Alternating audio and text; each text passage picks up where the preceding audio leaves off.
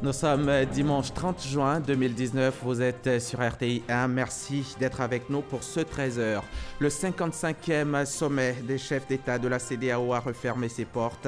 C'était une réunion consacrée à la situation socio-économique et sécuritaire dans la sous-région ouest-africaine. Et puis, bientôt, une monnaie unique circulera dans les pays membres de la CEDEAO. Son entrée en vigueur est envisagée pour l'année prochaine. Nous irons à Abuja dès le début de ce journal. Le pont métallique de Basseoa est en construction. Ce sera une bouffée d'oxygène pour les populations de Guibérois en particulier et de Gagnoa en général. En plus de ce pont, la région bénéficiera de 800 km de routes réhabilitées. Les travaux avancent bien et les délais seront tenus. Reportage à suivre dans 10 minutes. La capitale économique de Côte d'Ivoire abrite la deuxième conférence de la Convention d'Abidjan du 1er au 4 juillet prochain à l'initiative du ministère de l'Environnement et du Développement durable. Une rencontre pour tenter d'adopter les lignes directrices régionales en vue de l'élaboration d'une politique nationale de gestion intégrée de l'océan. Combien sont-ils en Côte d'Ivoire à souffrir de la mauvaise qualité de l'air qu'ils respirent? Pour le moment, impossible de le dire, mais plus de 60% d'Abidjanais sur une population de 1000 personnes souffriraient d'infections respiratoires. En Côte d'Ivoire, l'air est fortement pollué, loin d'être une simple vue de l'esprit. La dégradation de la qualité de l'air à Abidjan est une réalité. Les causes sont multiples et les conséquences désastreuses pour la santé. Entre autres causes, l'on peut citer le trafic urbain et les feux domestiques. De nombreux malades sont atteints de cancer de poumon aujourd'hui et l'on traite de plus en plus de crises d'asthme aux urgences. La question inquiète de plus en plus. Le ministère de l'Environnement et du Développement durable a pris ses responsabilités en mettant en place un mécanisme de suivi de la qualité de l'air en vue d'améliorer substantiellement les conditions de vie des populations. Quel est ce mécanisme et surtout, que fait le gouvernement pour améliorer la qualité de l'air dans le district et dans tout le reste du pays? Vous l'avez certainement compris, le sujet du Dimanche Magazine, c'est l'enjeu de la qualité de l'air en Côte d'Ivoire. Et pour en parler, une personne ressource, Yapo Ossé Bernard, professeur titulaire à l'université Nangui-Abrogwa, sous-directeur au Centre ivoirien antipollution, chargé du laboratoire central de l'environnement. Bonjour, professeur. Bonjour, monsieur Djabi. Bienvenue sur notre plateau. Merci. Ça va, ici on respire bien, l'air n'est pas pollué? Je ne l'ai pas encore mesuré, mais je pense qu'on a de l'air pollué parce que le paysage est beau et je pense qu'on respire bien. Merci. À tout à l'heure. Merci. Dans 30 minutes, je vous retrouve. Les chefs d'État et de gouvernement de la CEDEAO étaient réunis hier samedi à Abuja. C'était à l'occasion du 55e sommet ordinaire des chefs d'État. Une réunion de haut niveau consacrée à la situation socio-économique et sécuritaire dans la sous-région ouest-africaine. La question de la monnaie unique des pays membres de la CEDEAO a été également évoquée. Le président Alassane Ouattara, vous le voyez là en image, il a pris part à ce sommet et a regagné Abidjan hier samedi en début de soirée. Nous allons poursuivre à Abuja toujours. L'un des temps forts de ce sommet, c'est bien sûr l'élection du président nigérien Mahamadou Issoufou pour un an à la tête de la communauté économique des États de l'Afrique de l'Ouest. Il remplace le Nigérian Muhammadu Buhari. Les dossiers au programme de ce sommet étaient variés. Sur le plan économique, les dirigeants ont salué l'avancement considérable du projet sur la monnaie économique, la monnaie commune ECO. Retour sur le 55e sommet d'Abuja avec Viviane Aïma, notre envoyé spécial sur place. La CEDEAO est vieille cette année 2019 de 44 ans. Sous le leadership de chefs d'État visionnaires et pragmatiques, l'organisation régionale est désormais une organisation crédible. Le temps des projets sans lendemain est désormais derrière. La CEDEAO, tournée vers le progrès, se fixe des objectifs et travaille à les réaliser, comme on l'observe sommet après sommet. Ce 55e sommet des chefs d'État a salué la consolidation de la démocratie dans la région ouest-africaine grâce à la tenue d'élections présidentielles démocratiques et transparentes au Nigeria et au Sénégal et la tenue d'élections législatives démocratiques au Togo, en Guinée-Bissau et au Bénin. Cependant, la question sécuritaire dans la région ouest-africaine devient désormais la préoccupation majeure pour la CEDEAO. Nous avons tous suivi les incidents récurrents de confrontations intercommunautaires, de confrontations entre les éleveurs et les agriculteurs, d'attaques de terroristes quasiment dans tous nos pays. Ces menaces, nous en convenons tous, ont des conséquences sur la coexistence pacifique entre nos communautés et également sur le moyen de subsistance. Ces troubles minent également nos efforts visant à la réalisation d'une intégration régionale pleine. En conséquence, il est nécessaire que tous ensemble, nous agissions pour mettre fin à ces menaces-là dans l'intérêt de la stabilité régionale et du bien-être de nos populations. Le poids du financement de la lutte contre cette insécurité sur les budgets des États membres a atteint des niveaux qui compromettent les équilibres financiers nationaux et le financement du développement économique et social. Compte tenu de la nature transfrontalière du phénomène et de son impact négatif sur les États membres et la communauté dans son ensemble, la réponse régionale que nous devons lui apporter a aussi besoin de tous nos partenaires de la communauté internationale. Hormis la question sécuritaire, le 55e sommet des chefs d'État s'est penché sur la situation en Guinée-Bissau, où le mandat de l'actuel chef de l'État est arrivé à expiration au cours de ce mois de juin 2019. Le sommet a aussi examiné les modalités de la création de la monnaie unique de la CEDEAO. Après un huis clos des chefs d'État qui a duré de longues heures, les décisions du sommet concernant la lutte contre l'insécurité grandissante dans la région ouest africaine. La sécurité est un enjeu majeur pour l'ensemble des pays de la CEDEAO en raison de la recrudescence des attaques terroristes, des conflits communautaires. Les chefs d'État ont décidé de conjuguer leurs efforts pour éradiquer ce fléau qu'est le terrorisme et qui est l'une des entraves essentielles au développement de nos différents pays. Et à ce propos d'ailleurs, un sommet extraordinaire se tiendra dans les prochains mois au Burkina Faso. Concernant également les modalités de la création de la monnaie unique de la CEDEAO. L'engagement politique a été pris de mettre en place cette monnaie unique qui s'appellera l'ECO. Et la démarche qui a été choisie, c'est une démarche graduelle.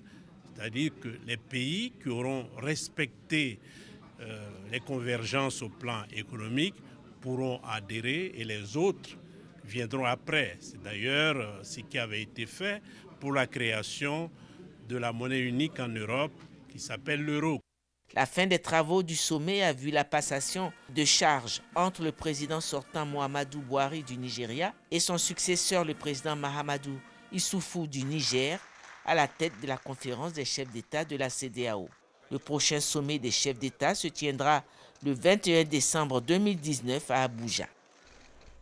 Mais en attendant, nous allons y retourner. Le 55e sommet de la CEDEAO a vu aussi la remise du prix d'excellence de l'organisation sous-régionale à 3 personnalités. L'ancien secrétaire général des Nations Unies, Kofi Annan, Dr Ameyo Adadevo et la chorégraphe sénégalaise Germaine Aconi. On retrouve Viviane Naïm.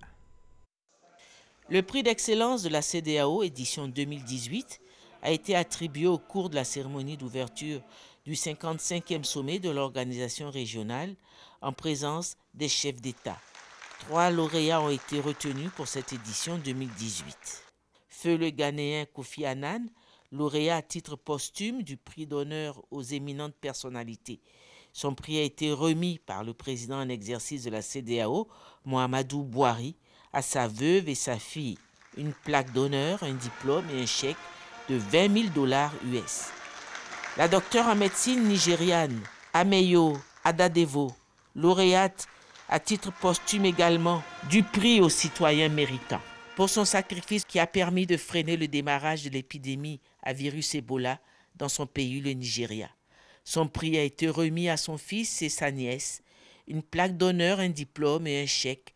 La lauréate du prix de la catégorie art, la chorégraphe sénégalaise Germaine Aconi, a reçu en main propre son prix.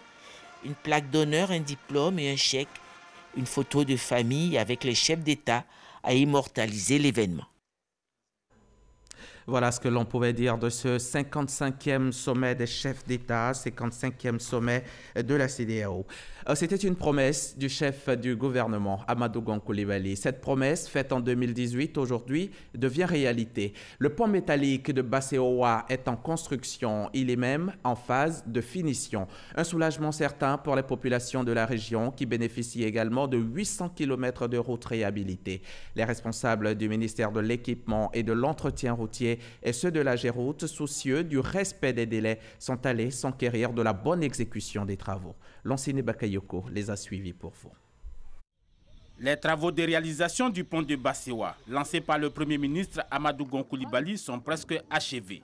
La fin des souffrances des usagers de la route d'Iberoa-Galibré, de sous-préfecture de la région du Go, chef-lieu Gagnoa. Dans l'arrière-pays où vraiment les planteurs sont de gros producteurs de café-cacao. Et donc, je pense que ce pont en construction, il reste certainement les remblais d'accès. Sinon, aujourd'hui, en tout cas, les travaux se poursuivent. Et je pense que dans un prochain avenir, nous pourrons vraiment être soulagés. La traversée de l'ancien pont en bois a souvent provoqué des drames humains. Beaucoup de fois, ils ont eu des problèmes. Il y a des camions qui sont venus ici, qu'on a poussés. Même pour qu'on transporte nos cacao, c'était dur. Il y a un apprenti qui est venu nager ici, qui est resté dans l'eau.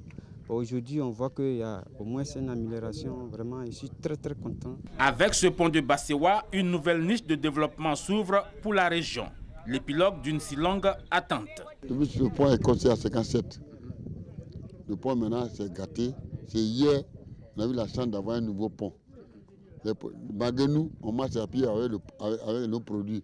Quand c'est coupé là, on garde là-bas. C'est monté pour avoir le village.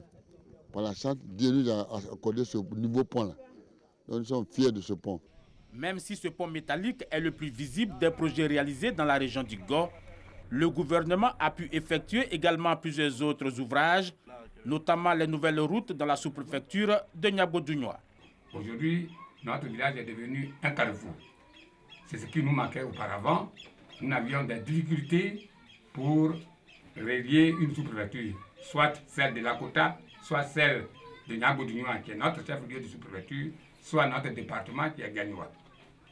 On était coupé de tout. C'est là notre plus grande satisfaction.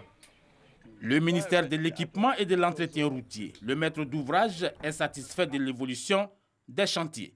On a prévu faire 900 km de profilage de pistes. Et sur les 900 km, on a fait 870 km. Ça nous fait 91% des travaux déjà exécutés dans le cadre du PR ici, dans le Go. Et il y a 87 passages de bus. Sur les 87 passages, on a pu mettre en place 72 passages. Les travaux déjà réalisés seront renforcés dans un nouveau programme que le gouvernement envisage de mettre en place avant 2020. De retour ici à Abidjan, les ambassadeurs de Côte d'Ivoire qui font valoir leur droit à la retraite ont décidé de se réunir en association depuis quelques années. Pour la 4e année consécutive, ils ont organisé un dîner-débat cette semaine. Au menu, l'espérance de vie en Côte d'Ivoire. Quels sont les secrets d'une longévité heureuse? Voilà la question qui a alimenté les débats. Débat auquel a pris part le nonagénaire Lambert Amontano, l'ancien ministre de Félix Houphouët-Boigny. Lambert Amontano, ancien ministre sous le président Félix Houphouët-Boigny, était l'invité le plus attendu de ce panel organisé par l'Association des ambassadeurs de Côte d'Ivoire à la retraite. L'homme, âgé de 93 ans aujourd'hui, jouit d'une longévité exceptionnelle. Il peut aisément développer le thème de la rencontre, les secrets d'une longévité heureuse. J'ai commencé ma vie publique à 24 ans. À la tête des syndicats. Je n'ai jamais eu de repos. J'ai dit je suis à la retraite mais non retraité. Je suis toujours en activité. L'intelligence ne s'use que si l'on ne s'en sert pas. Dans le message de Dieu, il dit on ne doit pas mourir de maladie, mais de vieillesse. 4 autres panélistes ont développé le thème en s'appuyant sur leurs compétences en planification immobilière, en assurance et en banque. La retraite et le vieillissement sont des sujets qui nous guettent tous, avec la participation effective du doyen Amontano, le père du fils. Je pense que tous les secrets qu'il nous a donnés nous permettront de bien aborder cette période-là de notre vie. Pour le président de l'Association des ambassadeurs de Côte d'Ivoire à la retraite, Emmanuel Nouama, les anciens diplomates ont le devoir de partager avec la société leur riche expérience à l'extérieur. Cette rencontre, qui marque la 4e édition du dîner-débat de l'Association des ambassadeurs de Côte d'Ivoire à la retraite, a vu la participation de plusieurs personnalités. C'était un reportage de Marcelin Clad dans un récit de Serge Coléa. Il n'est jamais trop tard pour célébrer nos géniteurs. Hier, Abobo a vibré au rythme de la fête des mères et la fête des pères. Un hommage mérité à ces hommes et femmes de la commune en présence du maire Ahmed Bakayoko et de nos reporters Christ Diomandé et Abou Sanogo. Grande ambiance dans la cour de la mairie d'Abobo.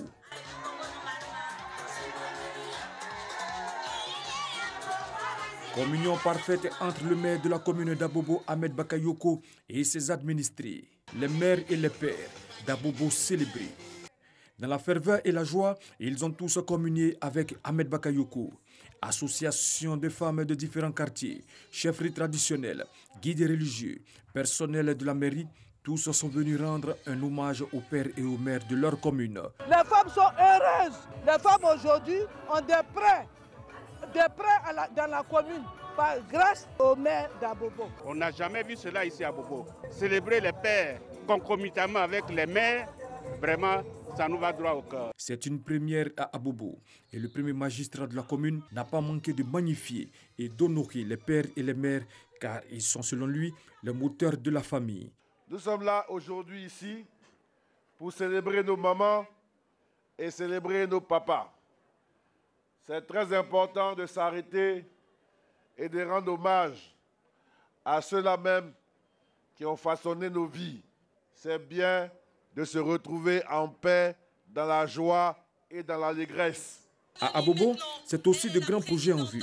Bientôt, la mairie va lancer une grande campagne de sensibilisation et d'action pour l'amélioration du cadre de vie. On aura des brigades de salubrité dans tous les quartiers et par période, on va évaluer le travail de toutes les brigades animées par des femmes et des jeunes et les brigades les plus méritantes seront récompensées. La dernière fois, vous avez vu que le Premier ministre est venu pour la réhabilitation de l'hôpital. Il a promis que nous allons avoir beaucoup plus de routes.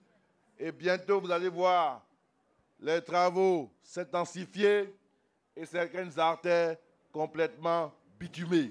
La double cérémonie de la fête des mères et des pères s'est achevée par un défilé des mamans venus de toutes les régions de Côte d'Ivoire. Le Rotary Club Abidjan Golf a lui aussi soulagé les pères, les mères qui constituent la communauté éducative de la sous-préfecture de Noamou dans le département de Tiapoum. Sur place, le club service a inauguré la bibliothèque et a procédé à l'équipement de la salle multimédia du collège moderne de Noamou. On retrouve Abou Sanogo.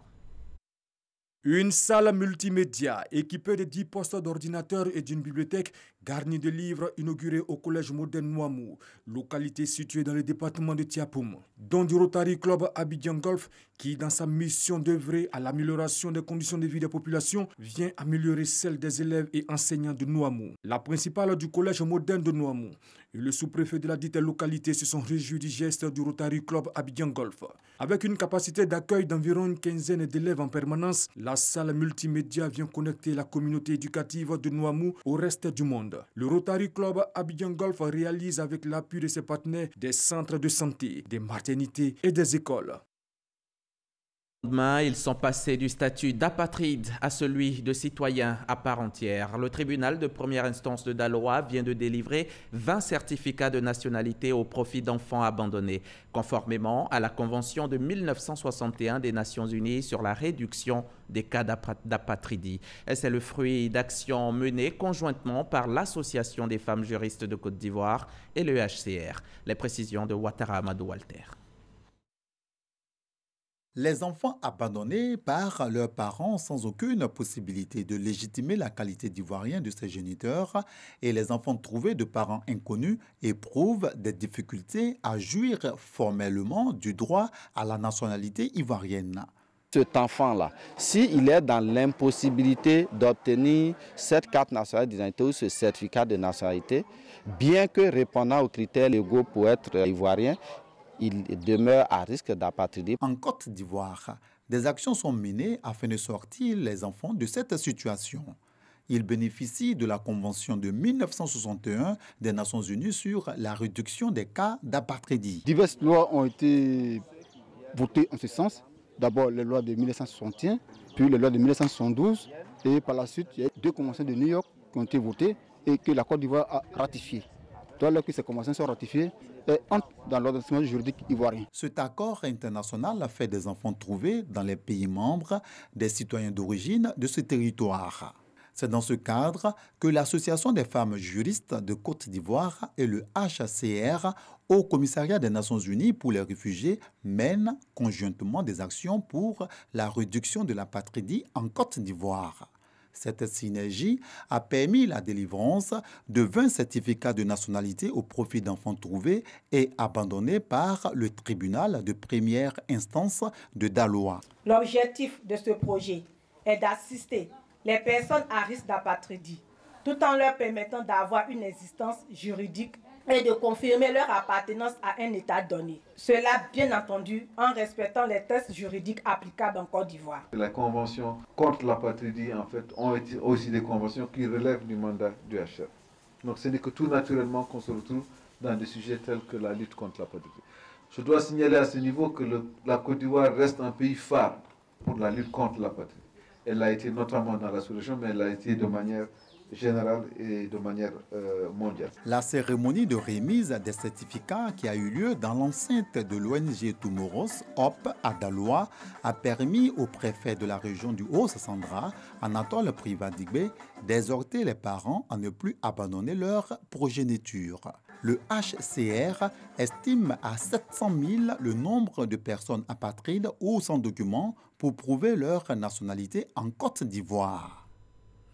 16 morts, 120 blessés et plus de 300 déplacés. Voilà le bilan définitif du conflit intercommunautaire qui a éclaté à Béoumi pour ensuite s'étendre à plusieurs villages de la région de Gbeke. C'était le 15 mai dernier. Maria Tokone, la ministre de la Solidarité, de la Cohésion sociale et de la lutte contre la pauvreté, est allée apporter la compassion du gouvernement aux victimes et aux parents de victimes décédées. Reportage Kader Sogodogo de la station régionale RTI Boaké.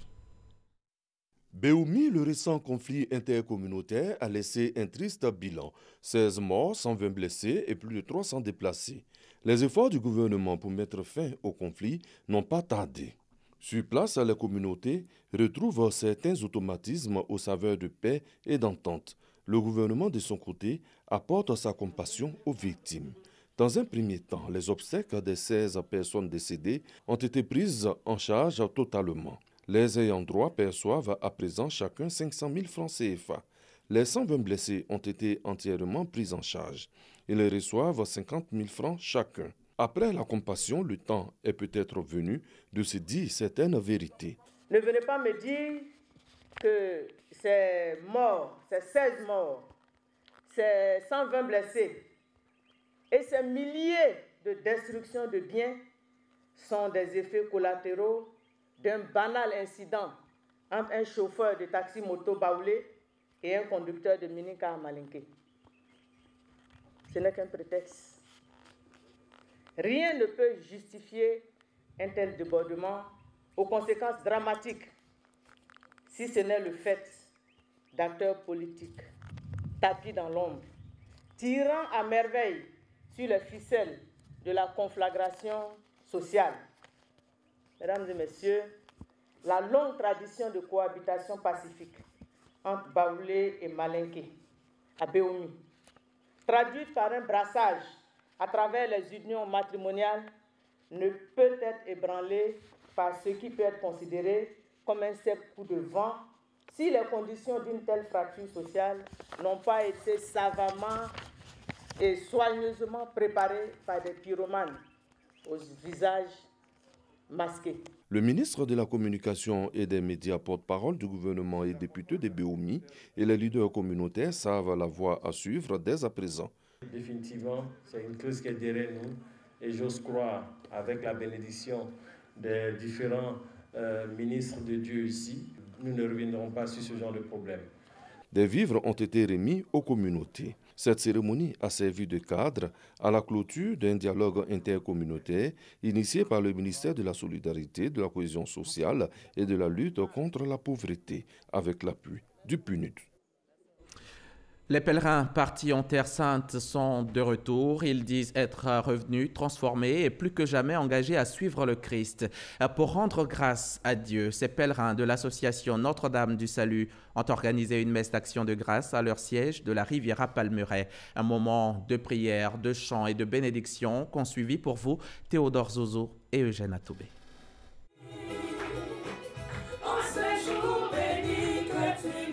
Ils sont de retour d'Israël après une dizaine de jours passés en Terre Sainte.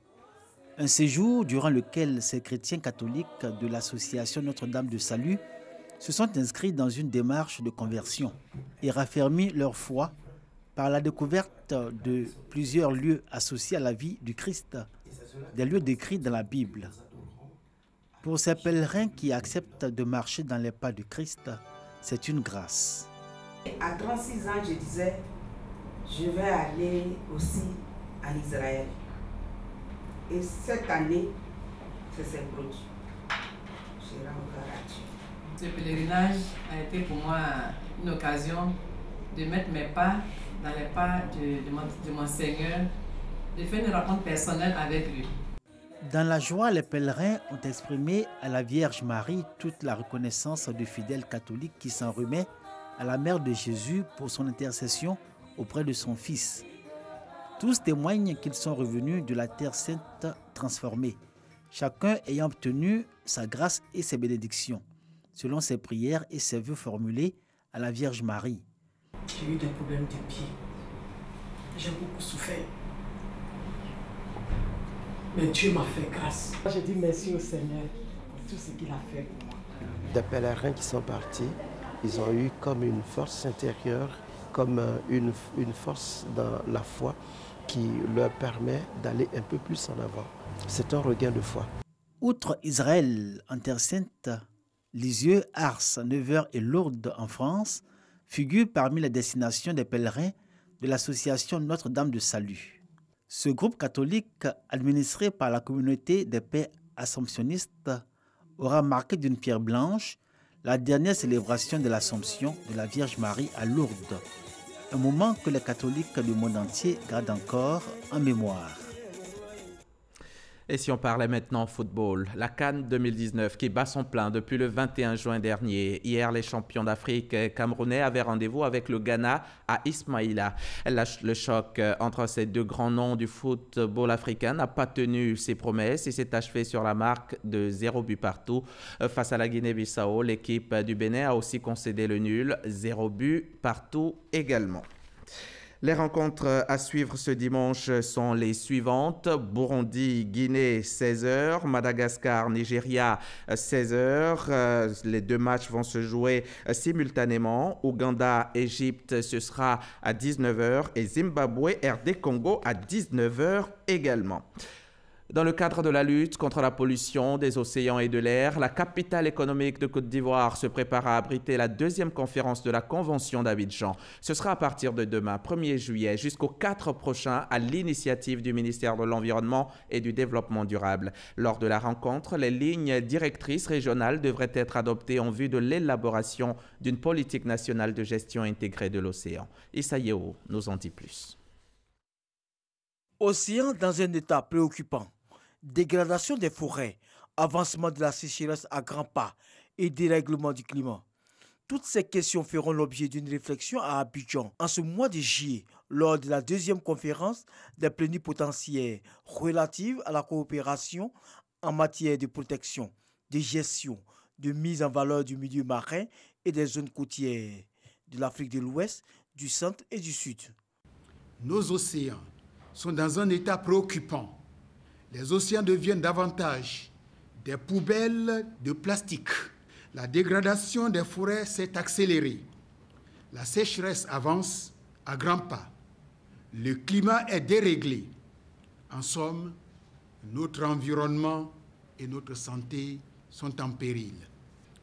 En témoignent les données de l'Organisation mondiale de la santé, OMS. Elle estime qu'environ 25% de la charge mondiale de morbidité est imputable à des facteurs de risque liés à l'environnement. Ainsi, 2 400 000, soit 23% de la totalité des décès survenus en Afrique, surtout chez les enfants, sont attribués à des facteurs de risque.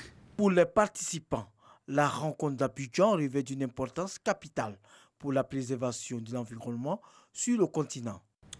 L'objectif de cette conférence est de signer les protocoles additionnels à la Convention et d'adopter les lignes directrices régionales en vue de l'élaboration d'une politique nationale de gestion intégrée de l'océan. Une vingtaine de ministres, d'experts de haut niveau et de nombreux partenaires sont invités à cette rencontre.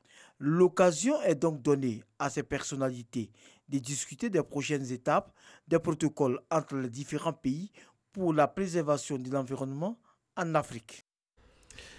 C'est la transition toute trouvée pour notre sujet du jour. Nous sommes dimanche et chaque dimanche à cette heure-ci, on fait place au magazine du dimanche. Notre invité nous a rejoint en plateau et comme il est de coutume, le sujet est d'intérêt. C'est la qualité de l'air que nous respirons en Côte d'Ivoire. Professeur Yapo, merci d'être venu. Suivons ensemble ce reportage. Plusieurs temps forts ont marqué la quinzaine nationale de l'environnement et du développement durable, à savoir les journées mondiales de l'environnement, des océans et de la lutte contre la désertification et la sécheresse. Pollution de l'air, genre et océan, et cultivons l'avenir ensemble ont été les thèmes retenus pour ces différentes célébrations. La quinzaine nationale de l'environnement est l'occasion de faire le bilan des actions menées au cours de l'année en matière de préservation de l'environnement et de promotion du développement durable en vue de montrer les progrès réalisés et proposer des solutions pour améliorer les résultats obtenus. Des journées portes ouvertes ont aussi meublé la quinzaine de l'environnement avec pour objectif de faire connaître les actions du gouvernement en matière d'environnement et de développement durable. Ensemble, préservons et restaurons notre environnement pour de meilleures conditions de vie. C'est autour de ce thème général que s'est tenue la quinzaine nationale de l'environnement qui a vu la participation des secteurs publics, privés, des organisations non gouvernementales et plusieurs partenaires, dont le système des Nations Unies, la BAD et des ambassades. Professeur Yapo, merci encore. Avant tout, on va chercher à savoir ce que c'est que l'air, la qualité de l'air, la bonne qualité, la mauvaise qualité, à quel moment on parle de cela? Merci. Avant tout propos, je tenais à remercier la RTI au nom de Monsieur le ministre de l'Environnement et du Développement durable qui a bien voulu que nous soyons là pour faire le bilan de la quinzaine de l'environnement et surtout insister sur la question portant sur la qualité de l'air qui a été, si vous voulez, l'un des sujets phares de cette quinzaine de l'environnement. Alors, on me posait la question de savoir la définition de l'air. Bon, l'air, c'est ce qui nous entoure. L'air, si vous voulez, c'est l'atmosphère dans laquelle nous nous trouvons et l'air que nous respirons provient d'autres atmosphères. On l'associe plus généralement à la troposphère qui est la première couche au-dessus de nous. Et la troposphère, en contact avec le globe terrestre déjà, réalise des échanges avec l'océan. La photosynthèse, c'est-à-dire que le mécanisme de production de la matière par les végétaux, mais aussi avec l'activité humaine. À quel moment elle est bonne ou moins bonne pour notre respiration, pour notre santé? Alors, elle est bonne pour notre santé si nous regardons que le niveau de propriété convient. Il y a des normes qui viennent pour établir la qualité de l'air. Et les directives de l'OMS nous ont permis, en Côte d'Ivoire, en 2017, déjà d'établir ce qu'on appelle le décret portant qualité de l'air. Et ce décret définit les limites qu'il faut respecter pour que nous ayons un air de bonne qualité respirable. Maintenant, lorsqu'on parle de pollution de l'air, ça dit que l'air se dégrade. Il se dégrade par le fait qu'il y a des éléments étrangers qui ne devaient pas faire partie de cette air qui arrivent et donc contribuent à la modification de cette qualité. Et donc, c'est une modification qui peut entraîner, si vous voulez, des impacts sanitaires et écologiques pour notre quotidien. En ce moment, nous parlerons de pollution de l'air.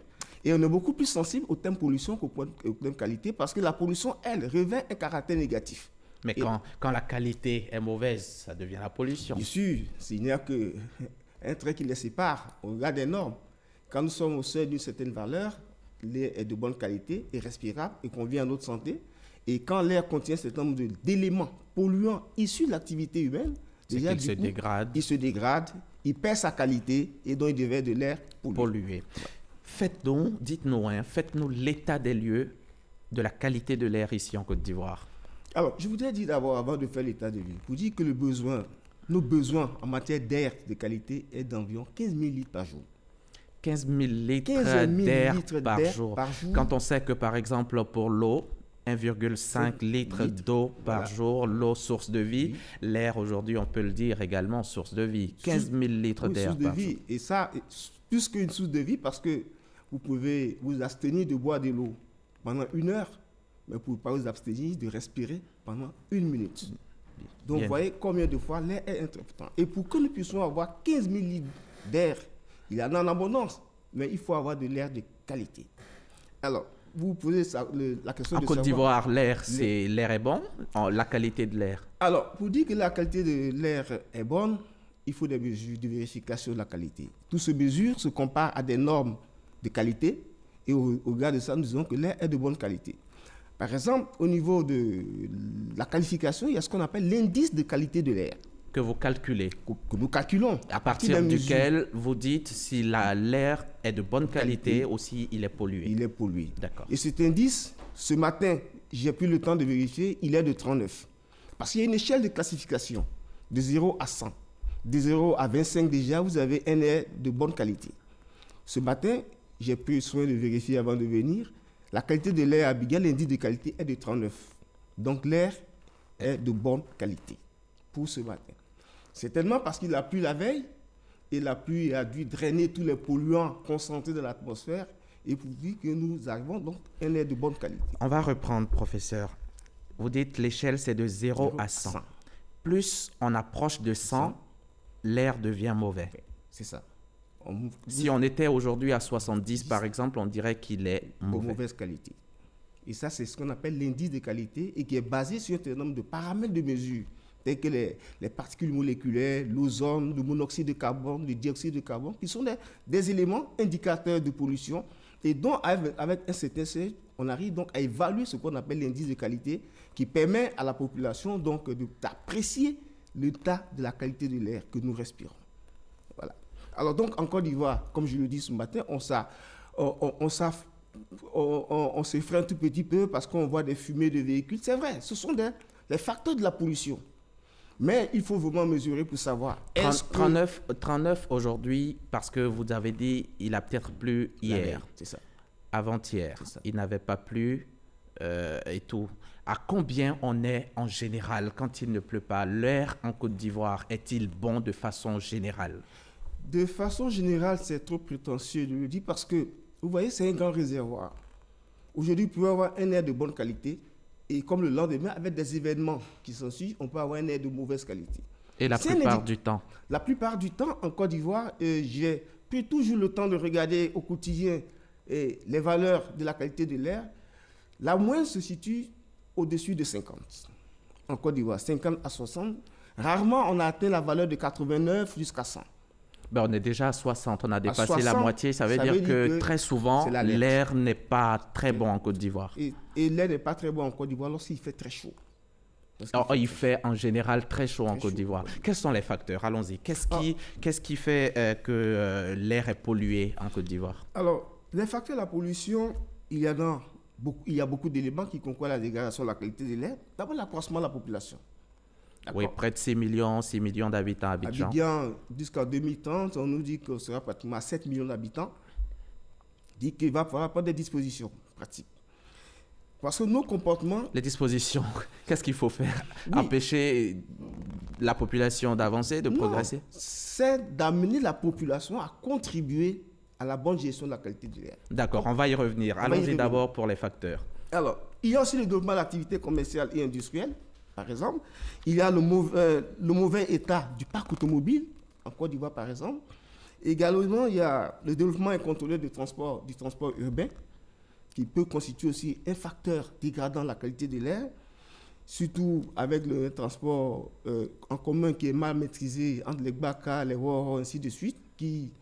Par rapport à la fumée qu'ils produisent, ces véhicules. Les véhicules ne sont pas de bonne qualité. Est-ce que le rajeunissement du parc auto, justement, n'est pas un facteur, n'est pas quelque chose qui vient pour arranger un peu tout ça, pour régler le problème? C'est un élément bénéfique pour l'amélioration de la qualité de l'air. Le rajeunissement du parc automobile. L'État a pris, avec beaucoup de courage, je dirais, cette décision d'interdiction. On a aussi l'utilisation du charbon chez nous, le charbon de bois, les feux de bois. Est-ce que c'est pas un facteur de pollution? Sûr, parce que la dégradation de la qualité de l'air est apparue lorsque le feu a apparu dans nos habitudes de transformation. Toute combustion émet des particules. Et lorsque vous brûlez quelque chose, lorsque c'est mal brûlé, vous allez vous rendre compte que vous émettez dans l'atmosphère des fumées. Et ces fumées entraînent des particules. Ces particules qui pèsent des éléments chimiques aussi, qui constituent à la dégradation de la qualité de l'air.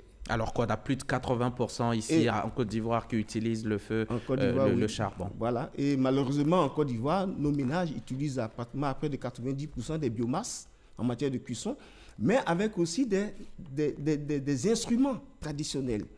Pas forcément des foyers améliorés, et on prend 3 pierres, on met du feu, et puis voilà, on enflamme, voilà. Et tous ces fumées qui se dégagent sont autant d'éléments qui concourent à la dégradation de la qualité. Et quelles sont les conséquences, justement? Quelles sont les conséquences de la pollution de l'air? Les conséquences, on peut les voir à 2 niveaux, au plan sanitaire et au plan écologique. Sur l'homme, sur l'environnement, sur l'économie du pays, c'est quoi? Oui, sur l'homme, vous voyez que vous l'avez dit tout à l'heure, il y a l'impact sanitaire se mesure d'abord au niveau des infections respiratoires. Le cancer du poumon. L'asthme, à des âges très très jeunes, des enfants qui naissent déjà avec des cas d'asthme également. Les maladies aussi, c'était cancer du poumon. Nous assistons dans les centres de santé aujourd'hui, qui font aujourd'hui l'apparition dans le quotidien des Ivoiriens. Autant d'éléments qui constituent donc des impacts sanitaires vraiment avérés portant sur la qualité de l'air. Et l'OMS interpelle qu'aujourd'hui, il y a pratiquement près de 7 millions de personnes qui meurent de façon prématurée du fait de la pollution de l'air, surtout dans les grandes agglomérations, dans les grandes villes. Au plan économique, il y va de soi. D'autant plus qu'il y a certaines maladies qui rendent les gens invalides et les gens dépensent beaucoup plus d'argent encore pour se soigner. Davantage, ils s'appauvrissent. Et aujourd'hui, il y a un impact aussi au plan environnemental. La pollution de l'air modifie aussi la photosynthèse et peut aussi contribuer à la baisse de la productivité des cultures.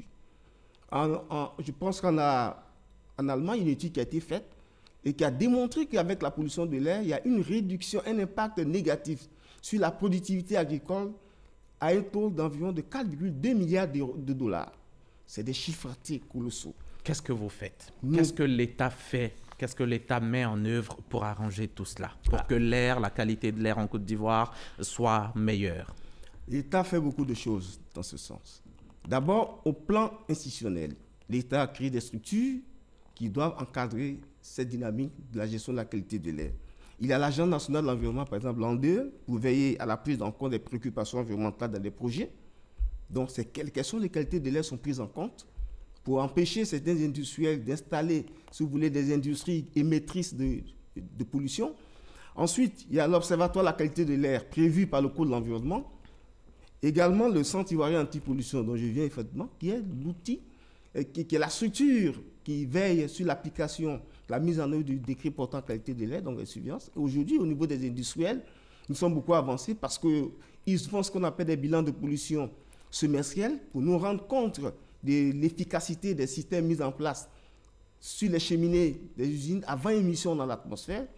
Mais l'un des secteurs vraiment qui pose beaucoup plus souvent, c'est le secteur du transport, où le contrôle vraiment n'est pas du tout effectif. Est-ce que le problème de notre carburant ici, on aurait compris qu'il ne serait pas de très bonne qualité, le carburant?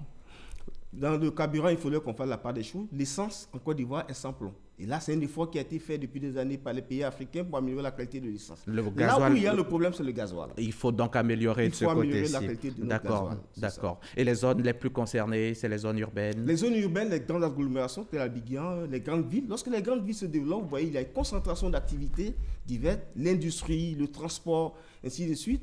Et tous ces éléments qui concourent donc à la dégradation de la qualité de l'air. Merci. Nous ne pouvons pas arrêter de respirer, mais nous pouvons changer la qualité de l'air pour notre bonne santé. C'est le slogan de la journée portant la qualité de l'air. Merci, Monsieur Yapo. Professeur Yapo Ossé Bernard, sous-directeur au Centre ivoirien antipollution, chargé du laboratoire central de l'environnement. Je rappelle que vous êtes venu nous parler de la qualité de l'air en Côte d'Ivoire qui se dégrade chaque jour un peu plus du fait de nos actions. Mais tout est encore possible. Nous pouvons inverser la tendance. Il suffit juste d'un peu de bonne volonté. Les autorités s'engagent à faire leur part. Les populations doivent également faire la leur. Merci encore d'être venu. Ce journal est terminé. J'ai eu grand plaisir à vous le présenter. J'espère que vous avez aimé le suivre. Le 20h ce soir vous sera proposé à 21h15 avec Marie-Laure Ongoran. À très vite sur la chaîne qui rassemble. Merci, professeur.